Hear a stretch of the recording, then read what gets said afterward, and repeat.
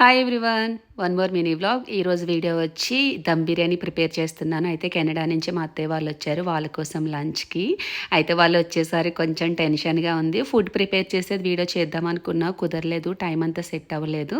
So సింపుల్గా అయితే కిషోర్ అట్లా చిన్న చిన్న క్లిప్స్ అయితే క్యాప్చర్ చేశాడు. ఇదే వీడియో పెడుతున్నా.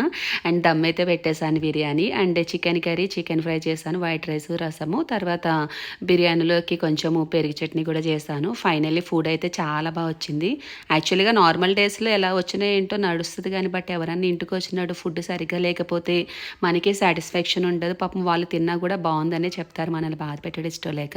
బట్ ఆ రోజు బిర్యానీ అయితే చాలా బాగా కుదిరింది, అందరూ చాలా హ్యాపీగా ఫీల్ అయ్యారు. సో నాకు కూడా ఒక ఫీలింగ్, మంచిగా నా చేతి వంట అందరికీ తినిపించానని చెప్పి. ఫైనల్లీ అందరూ లంచ్ అయితే బాగా చేశారు, చాలా హ్యాపీ అనిపించింది. ఇంకా పూర్విక అయితే రూమ్లో కూర్చొని మంచిగా టీవీ చూసుకుంటూ తినింది. సో తిన్న తర్వాత ఇట్లా నేను దిష్టి తీస్తాను, ఎందుకంటే ఎవరి దిష్టి తగలకూడదని. Thank you.